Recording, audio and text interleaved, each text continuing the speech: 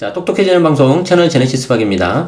많은 분들이 기다리셨죠? 특히 하루 이틀 전부터 언론에서도 굉장히 많이 말들이 나왔고, 심지어 이런 언론 보도도 보도자료를 본 적이 있어요. 아직까지 확정된 게 없다. 좀 기다려라 라는 국토부 자료도 얼핏 본 것 같은데, 그만큼 많은 분들의 관심을 갖고 있었던 대책이 오늘 2월 4일 드디어 나왔습니다. 왜 이렇게 많이 관심들을 갖고 있을까요? 물론 여러 가지가 있겠죠. 일단 올해 신년사에서 문재인 대통령이 특단의 공급 대책을 내겠다라고 이제 먼저 한번 예고를 했고, 두 번째, 국토교통부 장관이 이제 신임으로 이제 바뀌었잖아요. 바뀐 국토부 장관의 어떤 색깔이 들어가는 거기 때문에 관심이 많았을 거고, 뭐 굳이 말 안 하더라도 최근에 계속되는 전세가 상승 그리고 집값 상승으로 인해서 이 내 집 마련 하시는 분들이 굉장히 많이 힘드시기 때문에, 정말 이거 지금이라도 사야 되는 거냐, 아니면 정말 정부를 한번 믿고 기다려 봐야 되냐, 이런 말들이 많이 나왔을 건데, 저도 이제 그래서 관심을 좀 가지고 봤거든요. 그래서 오전에 쭉 한번 봤는데, 결론부터 말씀드리자면은, 이 보도자료에 있는 내용대로 잘 진행이 된다면은 집값 안정이 문제가 아니라 하락까지도 갈 수 있을 것 같아요. 예. 어마어마합니다. 양이 어마어마한데, 문제는 전제 조건이죠. 저 내용대로 잘 진행이 될 거냐, 그건데, 여기에 저는 또 하나를 보시라고 말씀을 드리고 싶어요. 아시겠지만 이 부동산 공급이라는 거는 주식이나 다른 상품하고 다르죠. 왜냐하면 우리는 주식 같은 경우에는 온라인으로 해버리고, 다른 상품 같은 경우에도 온라인으로 택배를 받을 수가 있잖아요. 근데 부동산은 할 수 있어, 없어요? 안 되죠. 말 그대로 부잖아요. 아니 부자. 동산이 아니라는 거잖아요. 움직일 수가 없다는 거잖아요. 그렇기 때문에 저 공급 양이 어디에 오는 거냐, 그게 가장 중요하죠. 그쵸? 그래서 내가 살고 있는 생활권, 내가 가고 싶은 생활권에 공급이 되는 거냐, 그걸 보셔야 되고, 더 중요한 건 뭐예요? 언제 될 거냐, 그거죠. 그래서 언제, 어디로 올 거냐, 이걸 항상 염두하셔야 돼요. 퉁쳐가지고 몇만 호다, 이런 거 보시면 별로 의미 없어요. 아시겠죠? 자, 그래서 그걸 좀 염두하시면서, 저는 좀 다른 분들하고 좀 다르게 저만의 색깔로 해석을 할 겁니다. 그렇기 때문에 여러분들 입장에서는 좋을 수도 있지만, 또 제 생각이 틀리면 틀릴 수도 있기 때문에, 그런 거는 좀 감안하고 보셔야 돼요. 너무나 막 믿고 그러시면 안 됩니다. 자, 봅시다. 보도자료. 자, 일단 보도자료를 어디서 보는지는 다들 아시죠? 검색창에서 국토교통부 이쪽 오시면 되고요. 여기 보면은 뉴스 소식이 있습니다. 여기서 보도자료를 딱 누르면 이렇게 나와요. 그럼 여기 딱 나오죠. 공공주도 3080 플러스 대도시권 주택공급 획기적 확대 방안 발표. 여러분들이 보시자마자 여기 보시면 조회가 15,000 무려 15,000. 다른 거 보면 뭐 800, 500, 700 이러고 있는데, 여기는 지금 15,000이나 들어갑니다. 자, 15,000이나 들어가는데, 지금 여기에 대해서 앞에 보시면은 공공주도 3080 요 숫자가 들어가잖아요. 여기에 3080 숫자는 뭘까요? 우리가 2080 무슨 치약 이름도 있는데, 그때는 보통 세대를 의미하잖아요. 그렇지 않고 여기는 3080 그냥 주택 공급량을 의미합니다. 그래서 서울이 30만, 그리고 전국이 80만. 근데 전국 80만이 서울 포함해서. 그리고 이제 플러스니까 30만보다 조금 많다는 거예요. 이름은 잘 지은 것 같아요. 이름은 잘 지은 것 같은데, 이제 이거 한번 이제 보도록 하겠습니다. 자, 공공주도 3080 플러스 대도시권 주택공급 획기적 확대 방안을 발표합니다. 자, 획기적 규제 완화, 절차는 대폭 간소화, 이익은 함께 공유. 그러니까 거의 이 첫 페이지에서 승부를 봐야 되거든요. 엊그제도 한번 말씀드렸는데, 이 첫 페이지에서 승부를 봐야 되기 때문에, 여기에 이제 굉장히 중요한 내용들이 들어가는데, 제일 중요한 게 뭐예요? 공공주도라는 거죠. 공공주도. 이 말이 뭐예요? 지금까지 민간에 맡겨 놓으니까 너희들 괜히 싸우고 이해관계가 있고 뭔가 진행이 안 돼. 우리가 할게. 요거예요. 이게 첫 번째. 자, 그래서 공공주도에서 3080을 공급할게. 30이 서울이야. 30만. 그리고 80은 전국 다 해서. 양 자체는 엄청나게 많은 양이에요. 왜냐하면 서울이 보통 1년에 4만에서 5만 정도가 필요하거든요. 1년에. 근데 30만이 한꺼번에 들어가 버리면 당연히 가격 조정이 되겠죠. 자, 그리고 그냥 하는 게 아니라 대도시권입니다. 대도시권. 예. 그래서 이제 획기적, 그리고 획기적. 기존하고 좀 다를 거야. 이런 키워드들 여러분들 보셔야 돼요. 자, 그 방법으로 첫 번째가 규제 완화, 절차 대폭 간소화. 두 개 약간 겹치는 내용이죠. 그리고 이제 세 번째가 특이해요. 이익은 함께 공유. 야, 이제 저게 이제 뭘까 도대체. 저 부분을 좀 보셔야 될 것 같아요. 자, 정부 지자체 공기업이 주도하여 2025년까지 서울 32만 호, 전국 83만 호 주택 부지를 추가 공급하는 공공주도 3080 플러스 대도시권 주택 공급 획기적 확대 방안을 발표하였습니다. 이렇게 되는 거죠. 자, 여기 이제 보시면은 이 다음 페이지죠. 이제 압도적 물량 공급으로 수급 불안 심리를 해소하겠다. 그러니까 단순히 충분한 공급이 아니라 압도적이라는 거죠. 아까 처음에 말씀드렸지만 대통령 신년사에서 나왔던 특단의 공급 대책, 그거하고 좀 의미를 같이 하는 거라고 보시면 되겠죠. 자, 물량 봅시다. 서울에만 분당 신도시 3개, 강남 3구 아파트 수와 유사한 32만 호 공급을 하겠다. 제가 늘 아까 계속 말씀드렸던 게 이거거든요. 이거. 언제 어디 이게 제일 핵심이에요. 언제 어디. 서울에만 분당 신도시 3개, 그리고 강남 3구 아파트 수와 유사한 32만 호 공급하겠다. 자, 일단 언제가 나왔죠. 언제. 이제 그 다음 중요한 게 뭐예요? 어디가 나왔죠. 어디가. 서울이라고. 자, 근데 언제가 나왔어 안 나왔어요? 안 나왔어요. 뒤에 나오는데 되게 퉁쳐서 나왔어요. 그걸 보고 이제 판단은 여러분들이 하세요. 제 의견도 말씀을 드릴게요. 자, 속도. 건설 기간 획기적으로 단축하겠다. 이제 언제에 대한 이야기가 나오는 거죠. 자, 정비사업 평균 13년이 걸리는데 5년 이내로 줄이겠다. 자, 그러니까 이제 이거 보고 그냥 보고서 닫으시는 분도 계세요. 제 주변에 보면은. 자, 평균 13년인데 정말 빨리 했을 때 5년으로 단축하겠다. 자, 그러니까 13년에서 5년 자체 줄이는 거는 굉장히 좋은 건데 당장 필요하신 분들은 어때요? 나 당장 올해 내년에 필요한데 이러신 분은 어때요? 5년 기다려도 5년. 잘 돼도 그것도. 자, 그러니까 나랑 안 맞아. 딱 더 받으신 분들 계세요. 이해되시죠? 자, 품질 넘어갈게요. 가격, 공공분양을 통해 시세보다 저렴한 어포더블 하우싱.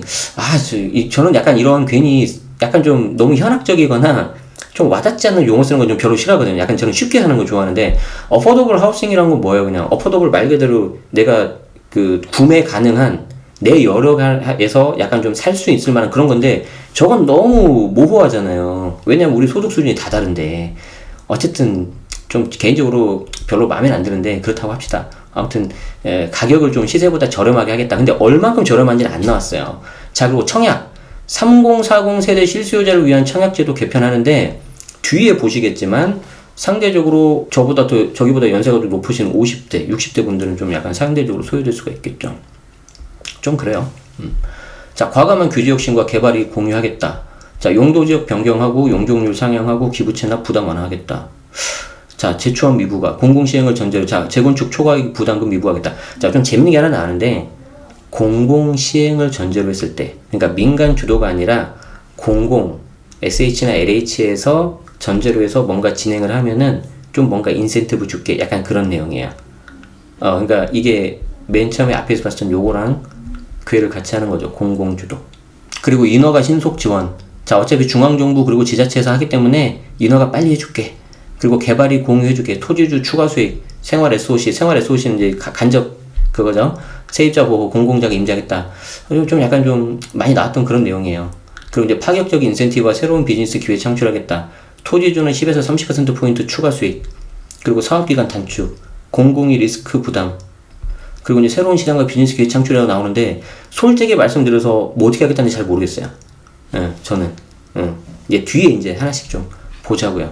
자, 이번 혁신 방안은 아래의 3대 기본 원칙에 기초하고 있는데, 주민 삶의 질 관점에서 획기적으로, 일단 물량이에요, 물량. 획기적으로 규제를 풀겠다. 뒤에 이제 한번 보자고요. 그리고 공공주도로 절차를 대폭 간소화하겠다. 그리고 그 결과 발생하는 이익은 함께 공유하겠다. 계속 뭐 타짜를 넣었네? 규제 완화와 사업기간 단축으로 발생하는 이익은 토지주에 대한 충분한 수익. 그러니까 결국에는 공급을 하려면 땅이 있어야 되잖아요. 그러니까 토지주 동의를 받아서 이 땅을 가져와야 되는데, 거기에 대해서 충분히 돌려주겠다는 거예요. 잘 되면 좋을 것 같은데. 자, 그리고 이제 3페이지 들어가는데, 이 보도자료 이게 좀 단점이 뭐냐면, 지금 이게 세로 형식으로 돼 있잖아요. 세로 형식으로 돼 있으니까 여러분들 글자도 잘 보이지도 않고, 이렇게 세로 이렇게 스크롤 넘겨버리면 이게 뭔 소린지 잘 모르겠고. 맞죠? 그쵸? 그래서 제가, 2페이지부터 뒤에 한 4페이지, 5페이지까지는 그냥 전부 그냥 말 그대로 하고 싶은 말이 담겨 있거든요. 그걸 그냥 제가 하나 캡처를 다 해놨어요. 제가 미리미리 다 캡처를 해놨어요. 자, 보세요. 이게 우리 아까 봤었던 거고, 요것도 아까 봤었던 거고, 자, 요건 제가 넘어갈게요. 자, 제가 캡처한 게 이거예요. 자, 보시면은 1번. 이번 대책에는 우리 도시에 대한 많은 고민이 담겨 있습니다. 자, 글자는 이렇게 보지만 이게 결국엔 무슨 말이에요? 이 밑에 쭉 쓰여있는 말이 결국엔 뭔 말이냐면은 우리 좀 고생 많이 했어요. 그냥 이 말이에요. 그냥 이 말이에요, 이 말. 자, 그쵸? 알겠죠? 자, 그리고 이제 쭉 우리 고생했습니다. 이 말 담겨 있고 뒤에 그러나 현재의 개발 수단만으로는 한계가 있습니다. 현재 진행하는 민간 주도라든지 기존의 수단만으로는 좀 약간 한계가 있다. 이게 뭔가 문제점을 말하는 거죠. 거기에 대한 내용들이 그냥 주저리 있어요. 안 읽어보셔도 돼요. 나중에 천천히 보셔도 돼요. 제가 방송에서 하면 너무 시간 아까워요. 자, 3번. 그런데 공공이 주도하면 충분한 주택을 신속하게 공급할 수 있습니다. 아까 맨 처음에 나왔던 공공주도 그거랑 똑같죠. 그 결과 4번. 그래서 그 결과 공공주도 3080 플러스로 내 집 마련 기회를 대폭 늘리겠습니다. 아, 죄송한데 계속 자꾸 어떤 특정 그 치약 브랜드가 생각이 나는데, 자, 어쨌든 계속 말씀드리지만 이게 세대하고 다릅니다. 3080 30대 80대가 아니고 30만 80만이에요. 아시겠죠? 그래서 이 내용을 그냥 캡처 하나를 딱 담아봤어요. 결국 이거. 앞에 되게 양 많은데 이게 다예요. 자, 1번. 이번 대책에는 우리 도시에 대한 많은 고민이 담겨 있습니다. 우리 고생했습니다. 그런데 저희가 보니까요, 현재 진행하는 개발 수단만으로 한계가 있어요. 자, 그래서 저희가 생각을 했는데, 우리가 공공이 할게요. 국토부와 관련 지자체, 정부가 알아서 할게요. 그렇게 해서 3080 어마어마하게 많은 양을 할 테니까 우리 믿고 기다려주세요. 이게 핵심이에요. 이 보고서에는. 다른 거 없어요. 이해되시죠? 앞에 되게 많이 쓰여 있는데 결국 다 읽어보면 이게 핵심이에요. 자, 그리고 뒤에 있는 공급 부지 확보 물량 추계치 총괄 요 표를 제가 밑에 갖다 놨어요. 자, 요 표를 갖다 놓으니까 여기 보시면은 총계가 83만 6천. 이래서 이제 3080 플러스라는 거고, 서울은 32만 3천. 이렇게 나와요. 자, 그러면 이제 서울, 인천, 경기 5대 광역시 이렇게 나오죠. 자, 그러면은 5대 광역시 이외에 지방 소도시 지금 있어 없어요? 없어요. 그래서 제목 자체가 대도시였어요. 대도시. 여기 보시면은 대도시권. 이해되죠? 자, 그래서 이렇게 제가 정리해 놓은 거 하나 그냥 보시면은 그냥 끝날 것 같아요. 자, 근데 여기 보세요. 공급 부지 확보 물량이 21년도부터 25년까지래요. 자, 여기서 중요한 게 뭐예요? 21년부터 25년까지 날짜도 중요한데 더 중요한 게 뭐예요? 공급 부지 확보 물량이에요. 공급 부지 확보 물량.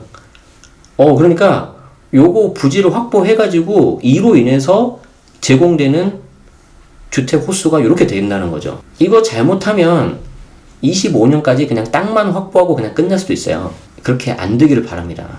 자, 그러면 여기 봅시다. 전국을 기준으로 봤을 때 83만인데 정비사업 13만 6천이고요. 도심 공공주택 복합사업, 역세권 중공업, 저층주거 해가지고 19.6만원 나오는데 제가 여기 밑에다 물음표 해놨죠. 왜 물음표인지 좀 이따 보여드릴게요. 보도자료는 30만원으로 나와 있거든요. 자, 소규모는 11만, 도시재생 3만, 공공택지 26.3만, 그리고 리모델링 4.1, 시축 매입 6만 이렇게 나와 있어요. 그래서 이 모든 거를 다 더했을 때 83만 6천이 나온다고 지금 하는 거예요, 정부가. 자, 그렇지만 제가 다시 한번 말씀드리지만 언제, 어디에 공급이 되는지 이걸 항상 보셔야 돼요. 나한테 별로 관심 없는 곳 그쪽이면은 상관없죠. 그러니까 나한테 도움이 안 되는 거예요. 자, 내가 원하는 지역에 들어오긴 하는데 내가 원하는 시기에 안 들어와. 그럼 이거 고민해 보셔야 되는 거예요. 항상 이 두 가지를 염두에 보시면서 보고서를 보시면 좋겠어요. 자, 그래서 이제 다시 보고서 보도 자료로 보면은 이제 이런 것들은 쭉 이제 추가 내용이니까 패스를 하고, 여기 이제 보시면은 사업별 요약이라고 이렇게 표가 나와 있는데 이 표를 여러분들이 이제 잘 보셔야 돼요. 이 표가 이제 제가 이렇게 따로 이렇게 해놨거든요. 이 표로 보시면은 이제 뒤에 보고서에 나온 대로 제가 이제 30.6만호, 2번 도심공공주택복합사업이 30.6만호, 소규모 정비사업이 13.6만호, 도시재생이 3만호 이렇게 나와요. 자, 근데 제가 한번 이거 검증을 해봤어요. 앞에 있는 이 표하고. 그러면 소규모, 도시재생, 여기 리모델링 신축매입 요거는 다 얼추 숫자가 맞아요, 이게. 도시재생 3만호, 소규모 정비사업 13.6만호. 근데 도심 공공주택 복합사업은 여기 30.6이라고 되어 있거든요. 뒤에 보고서 보면은. 근데 여기는 내가 보니까 19.6밖에 안 돼. 이거 좀 약간 이상해요. 그래서 뭔가 여기에 대해서 이제 추가 내용이 나오고 뭔가 더 구체적인 내용들이 나올 것 같아요. 그래서 보고서 이제 뒤에 쭉 보시면은 도심 공공주택 복합사업 요걸로 봅시다. 도심 공공주택 복합사업은 어떻게 하겠습니다. 소규모 정비사업은 어떻게 하겠습니다. 도시재생은 어떻게 하겠습니다. 요 순서대로 나와 있어요. 그래서 지금까지 설명드린 내용만 가지고도 여러분들이 나 요 정도면 됐어. 나한테 안 맞아. 그러신 분들은 뒤에 안 들으셔도 돼요. 진짜로. 여러분들 시간은 소중하니까. 그런데 나는 여기 도심공공주택 복합사업이 어떻게 되는지 좀 봐야 될 것 같아. 소규모 정비사업이 어떻게 되는지 좀 봐야 될 것 같아. 도시재생 관심 있어. 비록 3만 호밖에 안 되지만. 그러신 분들은 이제부터 좀 약간 보시면 될 것 같아요. 이해되시죠? 그래서 이런 식으로 보고서가 쓰여 있어요. 자, 한번 볼까요, 이제? 하나씩? 자, 도심 공공주택 복합사업 플러스 소규모 재개발 약 30.6만원. 이걸 더해서 30.6만원이구나. 도심 요거랑 소규모 재개발 더해서 30.6이구나. 그래서 19.6 플러스 11 하니까 30.6 맞네요. 요거는 좀 제가 하나 놓쳤네요. 죄송합니다. 도심 공공주택 복합사업 하나만 하면 19.6. 여기에 소규모 재개발 더하면 30.6만원. 자, 그래서 도심 공공주택 복합사업하고 소규모 재개발을 통해서 30.6만호를 한다는데 요게 지금 덩치가 제일 크거든요. 그러니까 요게 좀 약간 중요할 것 같아요. 자, 이게 이제 뭔지 좀 설명을 드려볼 건데, 자, 도심 공공주택 복합사업이라는 게 있는데 이거를 신규 도입을 해서 3년 한시로 한다고 보니까 3년 동안 뭔가 진행이 안 되면은 그냥 뭐 진행하게끔 이렇게 가려는 것 같아요. 노후, 슬럼화, 비효율적 부지이용 등에도 불구하고 적정 개발 수단이 없어서 방치 중인 역세권, 중공업지, 저층 주거지 등을 신속 정비하겠다는 거예요. 이거는 그전에도 약간 비슷한 게 나왔었죠. 역세권 중심으로 해서 용적률 높이고, 그리고 여기에 더해서 중공업지, 지금 서울에도 좀 남아있잖아요. 그쵸? 그리고 저층 주거지, 이래서 또 고도 제한 걸린 것 같은데 지금 막 풀렸지만 막 진행이 안 되는 것도 있잖아요. 특히 저 광진구 중곡동, 원래 거기 고도 제한 걸려 있었는데 롯데타워 올라가면서 그 이제 다 풀렸거든요. 근데 거기 다 빌라들 많은데 자기들 리모델링 해버리니까 진행 안 되고 있어요. 근데 저런 데도 또 뭔가 될 수도 있겠죠. 그냥 예를 든 거예요. 자, 토지주, 민간기업, 지자체 등이 저개발된 도심 우수 입지를 발굴해서 LH, SH 등에서 복합 조성을 제한하면 그에 대해서 국토부 지자체 검토를 거쳐서 개발 사업이 신속히 추진되도록 하겠다. 여기에 이제 예정 지구 지정 1년 이내에 토지주 등이 3분의 2 이상이 동의하면 사업이 확정되고 그로 인해서 인허가 등을 아주 신속하게 하는 패스트 트랙으로 진행하겠다. 자, 그러니까 저 계획이 진행되려면은 1년 이내에 토지주가 3분의 2 이상이 동의를 해야 되고, 그에 따라서 사업이 확정된 상태에서 인허가를 빨리 내서 25년까지, 그쵸? 앞으로 한 4년에서 5년 안에 빨리 진행해서 할 수 있게 하겠다. 그럼 여기 아까 3년 한시로 해가지고 나온다고 했잖아요. 그러니까 예정대로만 잘 진행되면은 30.6만 호가 전국에 걸쳐서 갈 건데, 이거는 전국이잖아요. 그쵸? 서울은 얼마 들어갈까? 서울은 7.8, 0.6, 3.3, 6.1을 다 더하니까 대략 16만 정도, 17만 정도, 거의 한 3년치가 들어가겠네, 그러면. 자, 3년치가 21년부터 25년까지 나눠서 들어가는 거예요. 단순 계산해보면은 저것만 가지고는 5년치가 필요하니까 한 25만 있어야 되는데 저걸만 하면은 10 몇만 치니까 그래도 부족은 하겠죠. 그래도 굉장히 빨리 진행된다고 가정했을 때. 자, 그러면 선택은 여러분들이 하시는 거예요. 저는 그냥 있는 그대로만 말씀드리고, 물론 다른 공급도 있으니까 영향은 많이 미치겠죠. 자, 용적률 상향, 기부 체납 제한 등을 통해서 사업성을 대폭 제고하겠다. 그리고 보장 추가 수익 외 개발이익은 비용 부담이 능력 없는 실거주자 거주 수단을 마련하도록 하고, 그러니까 실거주자한테 지원을 해주겠다는 거죠.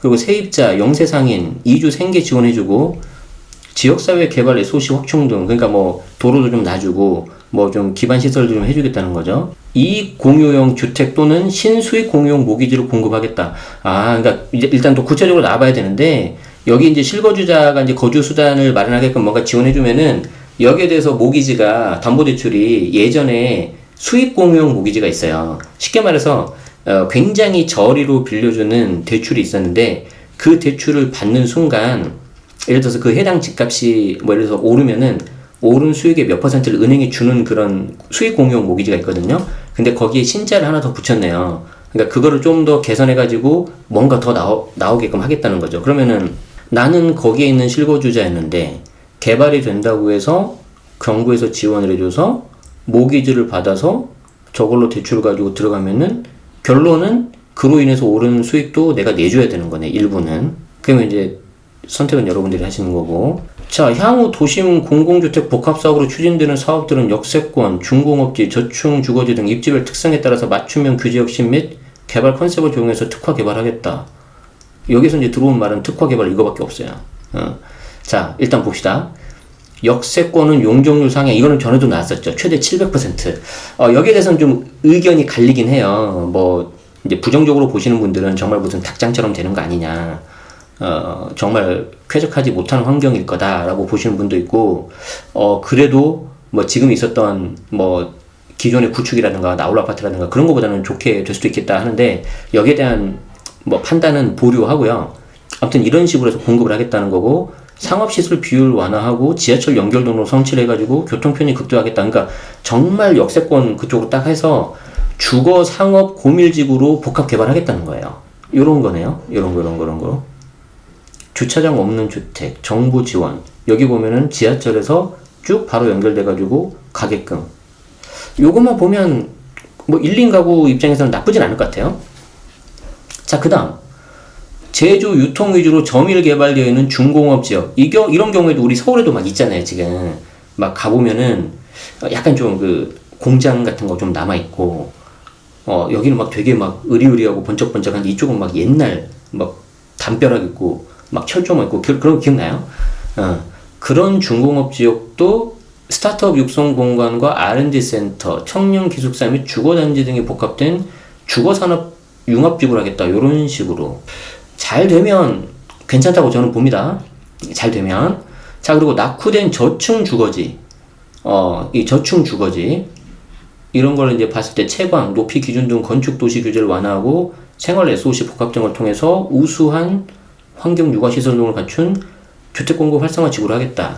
일단 도심이 너무 고밀화가 되고 그런 부분이 잘 해결이 된다라고 가정을 하면은 저는 그래도 좀 현실성 있는 방안 중에 하나가 아닌가 좀 그렇게 생각을 합니다.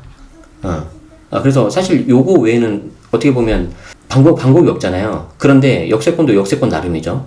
지금도 이미 좀 이렇게 막 너무 과밀돼가지고 좀 힘든 경우도 있고, 또 사실 우리가 이제 이거는 약간 좀 다른 이야기인데, 우리가 이제 주택, 특히 아파트 같은 거 투자할 때 보통 어떻게 돼요? 예를 들어서 좀 특정 지역을 말해서 죄송한데, 분당은 좀 일기 신도시 중에 많이 유명하니까 하나만 말씀드릴게요. 분당 같은 경우에 이제 처음에 분당으로 가신 분들이 이해하지 못하는 게 하나가 있어요.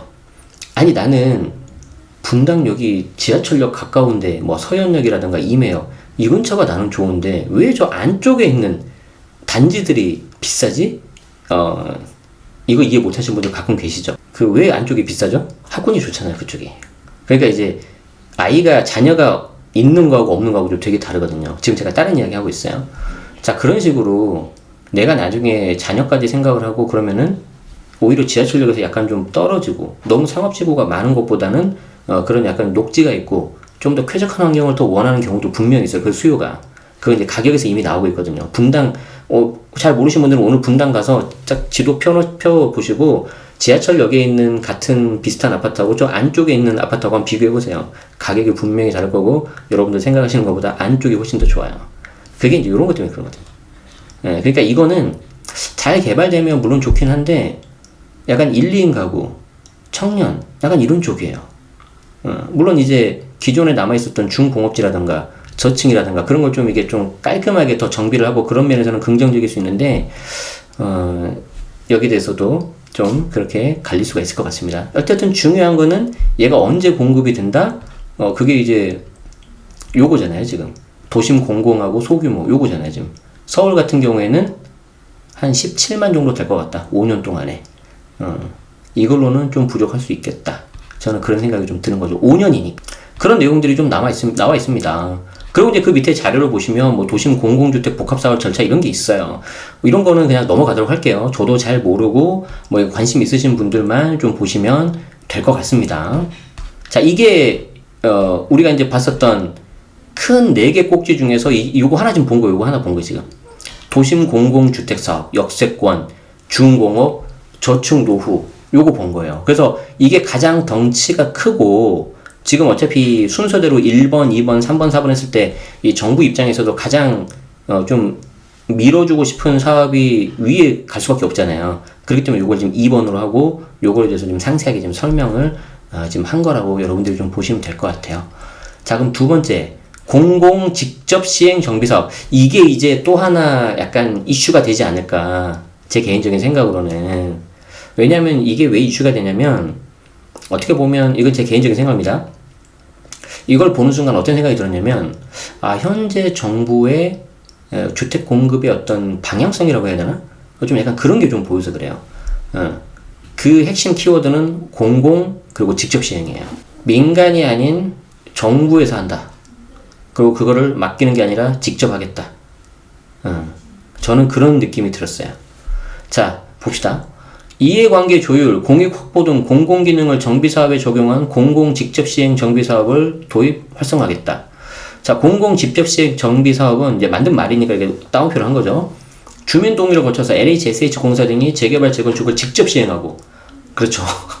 그러니까 이제 주민 동의 하에 이 LHSH 공사에서 재개발 재건축을 직접 한다는 거예요. 우리가 직접 하겠다.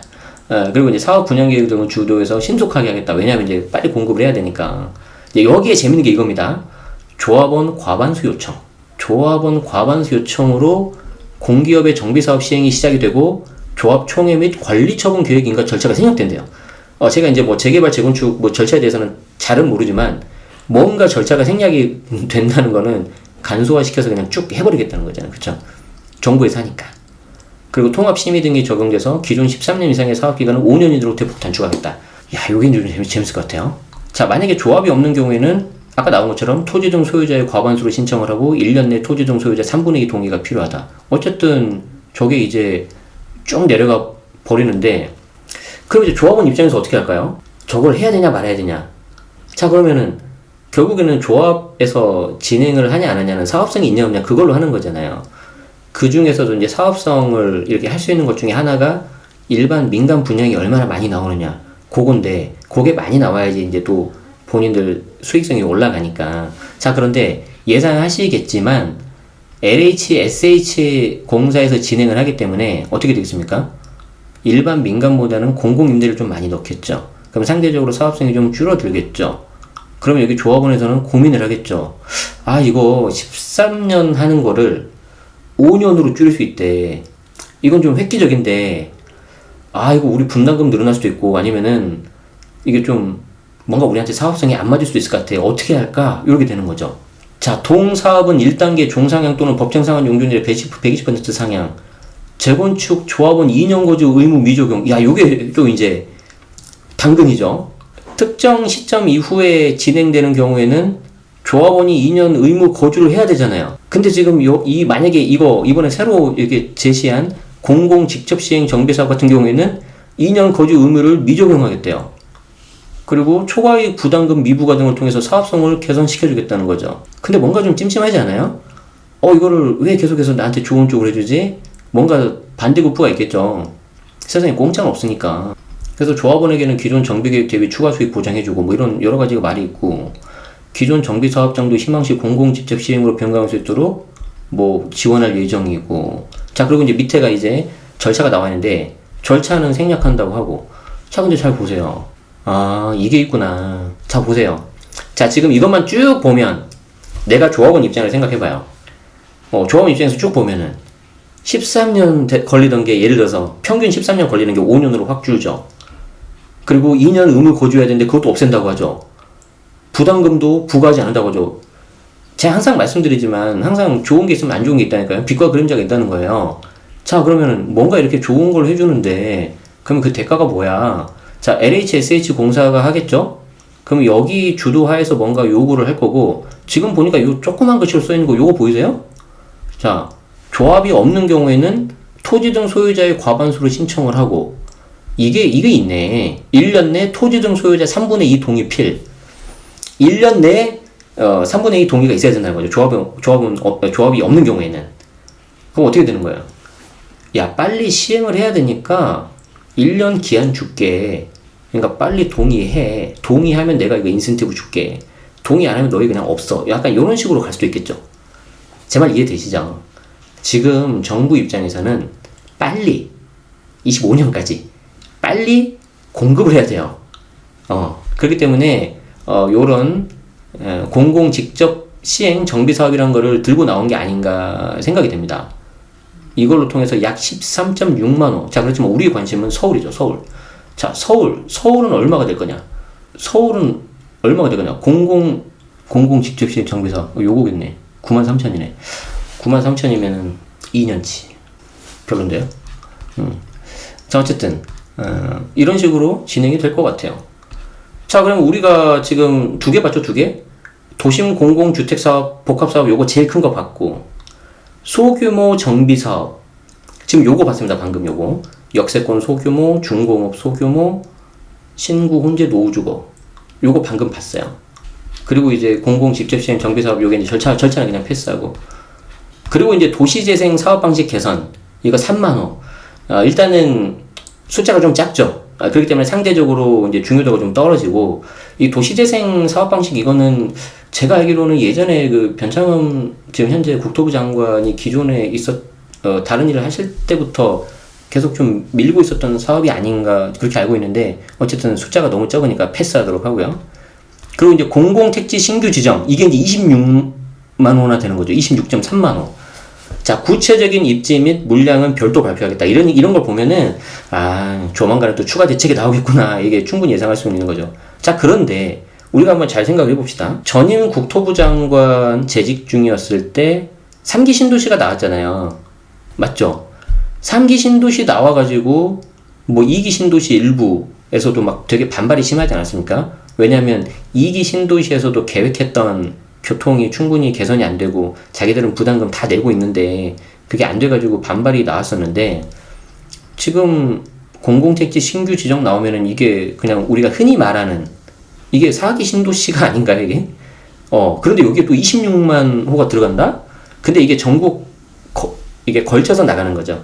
그러니까 이제 관심 있는 서울, 수도권. 서울은 이제 땅이 없고 현실적으로 이제 수도권이 될 건데, 경기 인천이 될 건데, 거기에 대해서 이제 얼마나 들어갈 거냐. 공공택지. 여기 보세요. 서울은 없잖아요. 땅이 없다니까. 인천, 경기가 18만. 근데 이 18만이 기존의 3기 신도하고 좀 맞물리면은, 기존에 있었던, 외곽에 있었던 3기 신도시, 그리고 4기 신도시 앞으로 될 후보. 그냥 4기 신도시라고 편의상 하겠습니다. 그쪽은 꽤 타격이 있을 것 같아요. 어느 정도.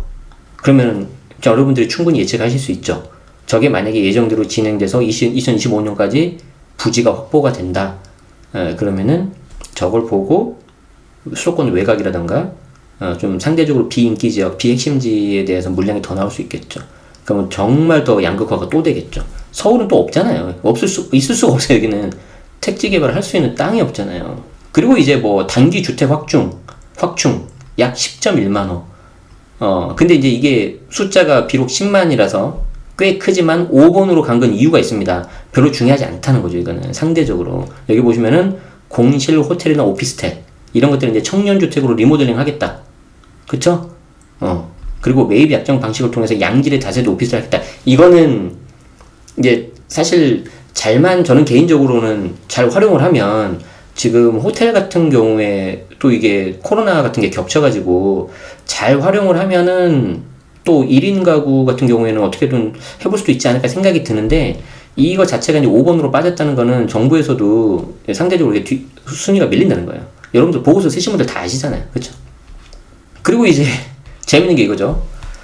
주택 공급을 기다려온 3040 세대 등 무주택 실수요자에게 충분한 내 집 마련 기회를 보장하기 위해서 총 물량 중 70에서 80% 이상은 분양주택으로 공급하면서 일부는 추첨제로 공급하겠다, 이게 나오는데, 이거는 좀 이슈가 될 수 있어요. 저뿐만 아니라 이제 언론에서도 많이 나오고 있는데, 주택 공급을 기다려온 사람 중에 3040만 있는 게 아니죠. 물론 이제 방송 보신 분들 중에 3040 분들한테 좀 죄송할 수 있는데, 어떻게 보면 그 윗세대, 50, 60 세대 분들도 더 이렇게 많이 기다리신 걸 수 있는데, 꼭 이게 상대적으로 이렇게 하면은 좀 뭔가, 물론 이제 누구나 다 원하겠지만, 좀 그런 이슈는 있을 수 있습니다. 그래서 여러분들이 속해 있는 포지션, 내가 3040이다. 그러면은 전략적으로 저걸 한번 기다려보고 하시는 것도 좋은데, 확실히 말씀드릴 수 있는 거는 여러분들이 원하는 기간에 들어갈 수 있는 게 아니고 정말 오래 걸린다는 거죠. 올해 7월부터인가요? 사전 청약이 시작되잖아요. 사전 청약이란 말은 정말 예전에 쓰고 지금은 잘 안 쓴 건데, 말 그대로 본 청약이 있고 그 전에 사전 청약을 하고, 그래서 사전 청약이 만약에 당첨이 되면은 본 청약 그리고 나중에 들어갈 때까지 다른 곳에 청약을 못 하는 걸로 알고 있어요. 주택을 못 사는 걸로 알고 있어요. 근데 사전 청약을 하고 본 청약하고 그 다음에 들어가는 데까지 최소한 5년 정도 걸릴 거예요. 5년에서 7년 정도. 그러니까 그거 가능하신 분들은 그거 하시는 거예요. 그거 가능하신 분들은. 근데 우리 삶에 있어서 7년, 5년 굉장히 긴 시간이잖아요. 물론 새 아파트가 좋긴 하겠지만. 그래서 오히려 그냥 나는 구축이라도 하겠다 하신 분들은 지금 막 이렇게 사고 그러신 분도 계신 거죠. 자, 어쨌든 3040 이쪽으로 해가지고 기존에 뭐 전용 8호 이하 순차제가 100%였는데 이제 추첨제 30%로 늘린다고 하고요. 8호 초과는 뭐 변동이 없네요. 뭐 이런 식으로 한다고 합니다. 그리고 이제 그 뒤에는 여러분들 충분히 아는 그런 내용이에요. 5번 강력한 투기 방지 대책을 시행하겠습니다. 자, 여기 보면은 대책 발표일 이후 사업구역 내에서 기존 부동산의 신규 매입 계약 체결자는 우선 공급권을 미부여할 예정입니다. 그러니까 대책 발표일 이후이기 때문에 정확하게는 그 법 문구대로 하면 오늘이 아니라 내일입니다. 내일. 그런데 이제 지금 정부의 항상 그 정책의 취지를 생각해 보시면은, 그러면 오늘은 사도 되고 내일은 안 되니까 오늘 사야겠다. 그러라는 게 아니기 때문에 너무 무리하게 안 하시면 좋겠어요. 근데 법 문구는 법 문구고, 이게 현재 정부가 이게 좀 하는 방향이 있잖아요. 너무 거기에 맞서 싸울 필요는 없어요. 제가 봤을 때는. 자, 어쨌든 대책 발표 이후에 사업구역 내에서 기존의 부동산을 신규 매입 계약 체결했다. 그러면은 우선 공급권을 미부여하고 경우에 따라서는 현금 청산 될 수도 있는 거죠. 특히 얼마 전에 나온 그 공공재개발 같은 경우도 이런 게 이슈가 좀 되고 있거든요. 그래서 이제 뭐 그런 내용들이 쓰여 있습니다. 뭐 이건 나중에 읽어보시면 되고, 뭐 어차피 비슷한 내용이니까. 6번. 한 번 더 말하고 있죠. 이번에 제시된 개발 모델은 현재 조합원 및 토지주에게 기존 사업보다 유리한 구조를 갖추고 있습니다. 왜 이런 말을 쓸까? 그러니까 이번에 좀 같이 하자. 이 말은 다시 역으로 보면은 토지주 입장에서는 유리할 수도 있지만 한편으로는 정부 입장에서도 그 토지주의 동의가 굉장히 필요한 거예요. 이게 안 되면은 첫 단추부터 못 꿰는 거거든요. 첫 단추부터 잘 꿰서 잘 돼야지 25년까지 가는 거란 말이에요. 지금 이게 빨리 패스트 트랙으로 갔을 때. 근데 저기서부터 안 되고 그러면 26, 7 계속 늘어져 버리는 거죠. 그렇기 때문에 다시 한번 강조를 한다고 보고 있고요. 그리고 민간 기업에도 새로운 시장과 비즈니스 기회가 창출된다고 하는데, 요건 제가 잘 모르겠습니다. 예. 예. 자, 그리고 이제 8번. 정부는 국민들과의 약속이라는 엄중한 마음가짐으로 이번 대책을 속도감 있게 추진해 가겠습니다. 이거는 좀, 저도 이제 정부에서 그래도 하는 일이 좀 잘 됐으면 하는 바람인데, 좀 그렇습니다. 왜냐하면은, 이 문구를 제가 수십 번을 봤거든요, 지금. 기존에 나왔던 정책에 이 내용이 다 들어가 있는데, 그러면은, 기존에는 엄중한 약속을 안 했다는 건가? 아니, 그렇게 보일 수도 있잖아요. 그건 아니잖아요. 이제 물론 어떤 의미인지는 알겠어요. 이제 정말, 이번에 나온 것대로 빠르게 하겠다. 그러니까 너무 염려하지 말고 패닉바잉 하거나 흔들리지 말아라 라는 게 이제 정부의 의도인데, 제가 늘 말씀드리지만 선택은 본인 몫이라고 말씀드렸잖아요. 그리고 우리는 다 성인이기 때문에 여러분들이 하신 그 선택에는 그냥 책임을 지시면 좋겠어요. 예를 들어서 뭐 저 같은 경우에는 제 주변 지인들한테도 그냥 2014년부터 그냥 내 집 마련 하는 거는 지금이 제일 좋은 기회인 것 같다. 대출 여력도 괜찮고 금리도 낮으니까 했는데, 그때 이제 안 하신 분들 중에 뭐 여러 가지 이유가 있는데, 안 하신 분들 중에 뭐 이제 집값이 더 떨어질 것 같으니까, 아니면 난 대출 여력이 안 되니까, 그러면 거기서 그냥 안 사면은 그냥 끝나는 거죠. 왜냐면 본인이 선택을 한 거잖아요. 근데 이제 나중에 집값이 오르니까 그걸 이제 좀 다른 쪽으로 탓을 돌리면 좀 그렇다는 거죠. 만약에 반대로 그 당시 집을 샀는데 집값이 떨어질 수도 있는 거잖아요. 근데 그때 집을 산 사람들은 떨어질 거 그냥 그런 리스크 안고 그냥 하는 거잖아요. 본인이 그냥 하는 거니까. 그렇다고 그 사람들이 집값이 떨어졌다고 또 반대로 다른 사람한테 뭐 탓을 돌리거나 그러시면 안 되겠죠. 여러분들, 우린 다 성인이니까 거기에 대해서 이제 스스로 책임 결과를 지면 좋겠어요.